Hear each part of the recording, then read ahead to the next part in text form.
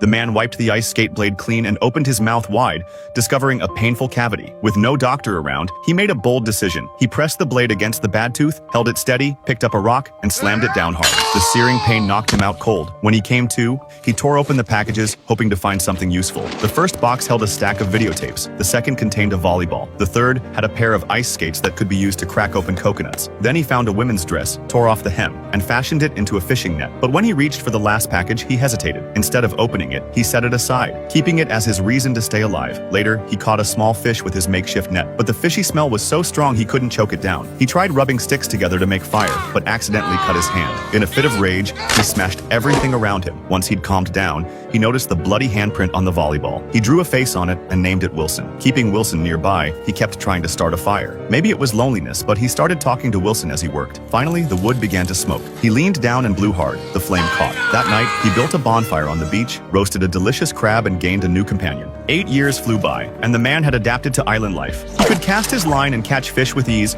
but the loneliness was still unbearable. One day, he spotted a metal panel floating in the ocean. Watching it shift in the wind, he decided to build a raft and use it as a sail. He started chopping down trees, collecting bark to dry in the sun, then twisting it into rope. He even tore apart the videotapes for cordage, but still didn't have enough. He looked at Wilson. He couldn't bring himself to turn his only friend into rope. In desperation, he climbed to the top of the cliff and untied the noose he'd once planned to use to end his life. Instead, he decided to set sail. He dressed Wilson, carved a message into the rock wall, and strapped Wilson to the bow of the raft. He also brought along that package he'd never opened. The man officially set off, facing the waves without fear, even encouraging Wilson to weather the storm with him. When the waves came crashing down, he quickly untied the ropes and raised the sail. The raft survived the storm. When it rained, he caught water and coconut shells and proudly showed Wilson the fish he'd caught. But that night, another storm hit and ripped away the sail. The man clutched Wilson tight. The raft drifted aimlessly. When he woke up, Wilson had been swept into the sea. He immediately dove in and swam after him. But the farther he swam toward Wilson, the farther he got from the raft. In despair, he returned to the raft, threw away the paddle, and collapsed. He'd lost Wilson and his will to live. But just then, a ship appeared on the horizon. He raised both arms with every ounce of strength he had left. He was finally rescued.